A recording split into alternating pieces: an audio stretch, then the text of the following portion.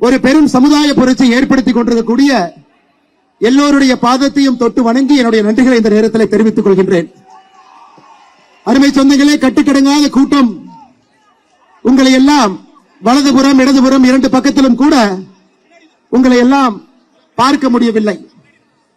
சின்ன கலைவாணர் ஐயா நம்முடைய அன்பையெல்லாம் பெற்றிருக்கக்கூடிய மதிப்பு மரியாதை எல்லாம் பெற்றிருக்கக்கூடிய ஐயா விவேக் அவர்களுடைய துணைவியார் அவர்கள் திருமதி அருள்செல்வி அவர்கள் இங்கே சிறப்பு விருந்தினராக இந்த நிகழ்ச்சியிலே பங்கெடுத்துக் கொண்டிருக்கின்றார். அவர்களுக்கு உங்கள் சார்பாக நம்முடைய வீதியிட அமைப்பின் சார்பாக என்னுடைய நெஞ்சார்ந்த வாழ்த்துக்களை வணக்கங்களை தெரிவித்துக் கொள்கின்றேன். இந்த நிகழ்ச்சிக்கு சென்னையில யார் சிறப்பு விருந்தினராக வந்து நம்ம எல்லாம் ஊக்கப்படுத்த வேண்டும் என்று கேட்டால் ஒரே ஒரு மனிதர் மட்டும்தான் இருக்கிறாங்க. விவேக் ஐயா அவருடைய குடும்பத்திலிருந்து ஒருவர் வந்து வர வேண்டும். இன்னைக்கு அக்கா அவர்கள் வந்திருக்கின்றார். 2021 ஏப்ரல் மாதத்துல நம்மை விட்டு விவேக் ஐயா அவர்கள் பிரிந்து சென்று 5 வருட காலம் ஆகிறது. நம்முடைய அன்பையெல்லாம் பெற்றிருக்கக்கூடிய ஏபிஜே அப்துல் கலாம் ஐயா அவர்கள் மக்களுடைய ஜனாதிபதியாக இருந்தவர்.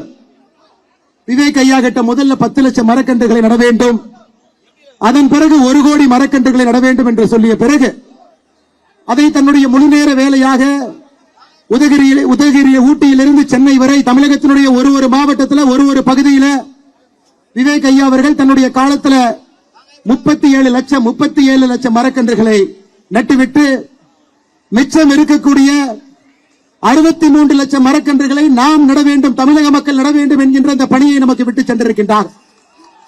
அதனால்தான் அருமை சொந்தங்களே, இந்த மாதம் மட்டுமே நம்முடைய வீதி லீடர்ஸுடைய அமைப்பு 20 லட்சம் மரக்கன்றுகளை தமிழகத்தில் நாம் நட வேண்டும்.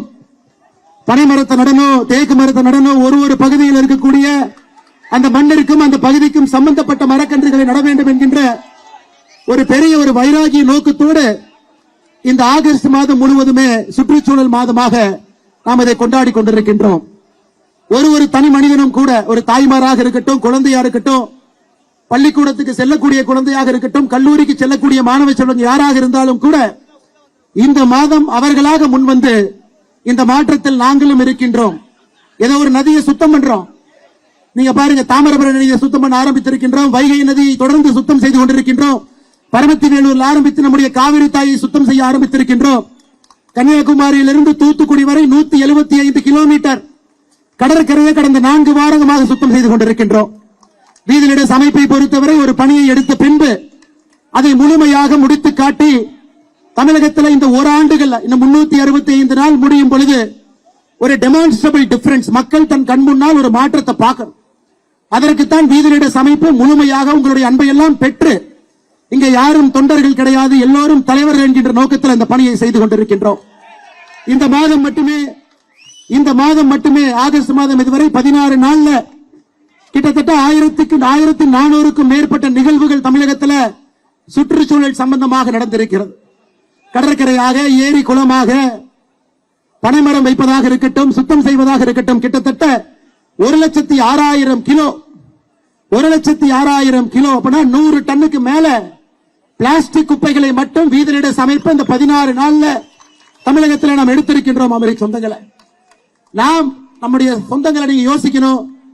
எத்தனை பேர் கையில காலில தைரியமா உள்ள நடந்து போய் பாதுகாப்பு உபகரணங்கள் கூட போடாம அந்த குப்பையெல்லாம் எடுக்கும் பொழுது நமக்கே நெஞ்சு வலிக்கிறது. வைகை நதியில பார்த்து அங்க நிக்கவே முடியலங்க, அந்த அளவுக்கு குப்பை கூலம்.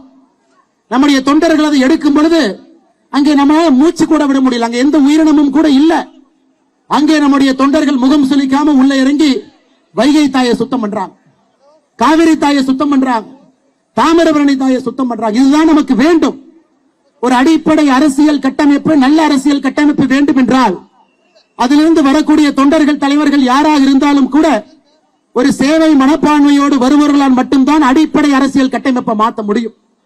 அதை நம்ம இன்னைக்கு வீதியிட அமைப்பு நம்ம எல்லோரும் தலைவர்களாக ஒரு படியாக சென்று கொண்டிருக்கின்றோம். 73 நாட்கள் நீங்க யோசிச்சு பாருங்க, இந்தியாவில் எத்தனை அமைப்பு ஆரம்பிக்கப்பட்ட 73 நாட்கள்ல எத்தனை அமைப்புக்கு 20 லட்சம் பேர் தன்னார்வலாக இருக்கின்றார். எத்தனை அமைப்புகள் இருக்கிறார்? ஆண்டாண்டு காலமாக இருந்த அமைப்புகள் இருக்கிறாங்க, ஆண்டாண்டு காலமாக இருந்த அரசியல் கட்சிகள் இருக்கிறாங்க. ஆனா ஆரம்பித்த 73 நாட்கள்ல 20 லட்சம் நம்முடைய இலக்காக இருக்கக்கூடிய 50 லட்சத்தை நோக்கி போயிட்டு இருக்கும்.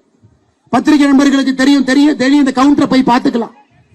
நாம யாருக்குமே சொல்லல, அண்ணா நீங்க போய் இன்னொருத்தரை சேர்த்துங்க, நீங்க போய் நம்பரை கூட்டிட்டு வாங்க, நமக்கு எண்ணிக்கை எப்பொழுதுமே வேண்டாங்க ஐயா. ஒருவராக நம்முடைய அமைப்பை பார்த்து, வேலையை பார்த்து, மாற்றத்தை பார்த்து வரக்கூடிய ஒருவராக வந்த 50 லட்சத்தை எட்டணும். நாளைக்கு காலையில் நம்ம எளிதா சொல்லலாம், 20 லட்சம் பேர் ஆளுக்கு இன்னொருத்தரை கூட்டிட்டு வாங்க, 40 லட்சம் ஆயிருங்க ஐயா. இல்லை, அது நோக்கம் அல்ல. வீதிநடை அமைப்பினுடைய நோக்கம் மாற்றத்திற்காக வரக்கூடிய 50 லட்சம் பேர் வந்த பிறகு இதை அரசியலாக நாம் மாற்றி மக்களுக்கான அரசியலாக இதை நாம் கையில் எடுக்க போகின்றோம். அதனால் நமக்கு பொறுமை மிக மிக முக்கியமாக இருக்கிறது. காரணம், அடிப்படை அரசியல் இருந்து மாற்ற வேண்டும் என்று கிளம்பி வந்திருக்கின்றோம். தலைவர்கள் டெல்லியில் அமர்ந்து தமிழ்நாட்டுக்கான முடிவை எடுக்கக்கூடாது. சென்னையில முக்கியமான வீட்டில் உட்கார்ந்து தலைவர்கள் முடிவெடுக்க கூடாது. தலைவர்கள் என்பது ஒரு கிராமத்துல, அங்கே கிராமத்துக்கான முடிவுகளை அந்த தலைவர்கள் எடுக்கணும். ஒரு நகரத்தில் தலைவர்கள் அமர்ந்து முடிவெடுக்கணும். ஆனால் டெல்லியினுடைய காலம் சென்னை சென்ட் ஜார்ஜ் கோட்டையில் அமர்ந்துதான், அல்லது நான் போயஸ் கார்டன்ல அமர்ந்துதான், அல்லது நான் ஈசிஆர் பனையூரில் அமர்ந்துதான், அல்லது நான் கோபாலபுரத்தில் அமர்ந்துதான் முடிவெடுப்பேன் என்கின்ற காலம் எல்லாம் மாறிவிட்டது. அருமை சொந்தங்களே, நான் யாரையும் குறையாக குற்றமாக சொல்லல. அடிப்படையில் இருக்கக்கூடிய தலைவர்கள் அடிப்படையில் அவர்கள் ஊருக்கான, அவர்களுடைய சமுதாய பிரச்சனைக்கான தீர்வு அவர்களாக எடுக்கும் பொழுது மட்டும்தான் நிலையான அடிப்படை அரசியல் மாற்றம் நடக்கும். நிறைய பேர் சொல்றாங்க, இன்னைக்கு நாம சுற்றுச்சூழலை பத்தி பேசிக் கொண்டிருக்கின்றோம், என்னவெல்லாம் செய்யறோம் நாம பேசிக் கொண்டிருக்கின்றோம். சென்னை பொறுத்தவரை வேகமாக வளர்ந்து வரக்கூடிய இந்தியாவுடைய மிக முக்கியமான ஒரு தலைநகர், கோடிக்கணக்கான மக்கள் வசிக்கக்கூடிய ஒரு பகுதி, கிரீன் கவர் வெஜிடேஷன் பச்சையாக இருக்கக்கூடிய பகுதி சென்னை மாநகரத்தை எடுத்துக்கிட்டீங்கன்னா 10 ஆண்டுகளுக்கு முன்பு 25%, இன்னைக்கு வெறும் 10% தாங்க. வெறும் 10% தான் சென்னையில பச்சை இருக்கக்கூடிய கிரீன் கவர் இருக்கு. 90% கான்கிரீட் ரோடு தாங்க ஐயா இருக்கு. வீதிநடை அமைப்பு நம்மை போன்றவர்கள் இந்த வேலையை செய்யலினா இன்னும் 10 ஆண்டுகள் கழித்து 5% மட்டும்தான் இருக்கும். எப்படி அந்த நகரத்தில் மக்கள் வாழ முடியும்? இதை சின்ன கலைவாணர் ஐயா விவேக் அவர்கள் பல இடத்துல பேசினான். 2 டிகிரி இன்னைக்கு பூமி வெப்பமாகிட்டு இருக்கு. குடிக்கிற தண்ணி எங்கேயும் கூட இல்ல.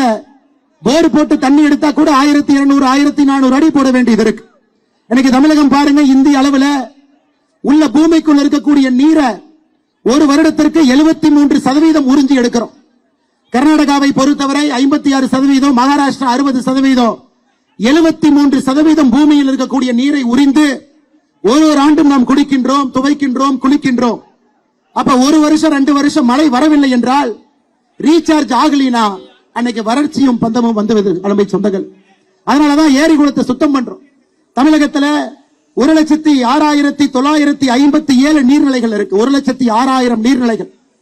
எத்தனை நீர்நிலைகள்ல தண்ணி இல்லைன்னு கேட்டீங்கன்னா 50,197 நீர்நிலைகள்ல தண்ணி இல்ல. இந்த புள்ளி விவரம் நான் கொடுக்கலீங்க ஐயா, மத்திய அமைச்சர் ஜல்சக்தி துறையினுடைய அமைச்சர் அவர்கள் கொடுத்த புள்ளி விவரம்.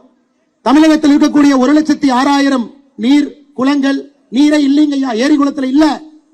50,197 நீர்நிலைகள் இன்னைக்கு பயன்பாட்டில் இல்ல, என்க்ரோச்மெண்ட்ல போயிருச்சு, வீடு கட்டி இருக்காங்க. அதையெல்லாம் நம்முடைய சொந்தங்கள் ஒரு இடத்திலையும் பட்டாவை பார்த்து, தாசில்தாரை பார்த்து, அரசு அதிகாரிகளை பார்த்து, சுதந்திர தினத்தன்றைக்கு தமிழ்நாட்டில் 12,525 இடத்துல கிராம சபை கூட்டத்தில் போய் உட்கார்ந்து பேசி அதையெல்லாம் அடிப்படை அரசியல் இருந்து செய்து கொண்டிருக்கின்றார். அருமை சொந்தங்களே, இத்தனை வேலையை நம்முடைய வீதிநடை அமைப்பு ஒரு இடத்திலும் கூட செய்து கொண்டிருக்கின்றோம். இதையெல்லாம் நாம் பெருமையாக கர்வமாக நினைக்கணும். காரணம், நமக்கு பொறுப்பு கிடையாது, கவர்மெண்ட் பணம் கிடையாது, அரசு சம்பளம் கிடையாது, மக்களுடைய வரி பணத்தில் நாம வாழல. இங்க இருக்கக்கூடிய நாம் எல்லோருமே ஒரு பெரிய இலக்கோடு தமிழக மக்களுக்காக பணி செய்ய வேண்டும் என்கின்ற ஒற்றை கருத்துல சமுதாய இலக்கமாக நாம் வேலை செய்து கொண்டிருக்கின்றோம். அருமை சொந்தங்களை, நிறைய பேர் சொல்றாங்க அண்ணாமலை என்ன அரசியலே பேசுறது இல்ல அப்படின்னு. அவர் கொஞ்சம் அரசியல் பேசணும்.